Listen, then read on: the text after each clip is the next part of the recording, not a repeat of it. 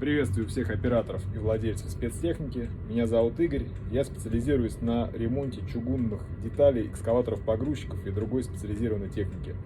Один из самых частых ремонтов, которые ко мне привозят, это каретки с экскаваторов, погрузчиков New Holland Case. Вот, пожалуйста, мы видим отремонтированную каретку. Полностью проварена. Было все довольно-таки печально. Была полностью ломнута пополам.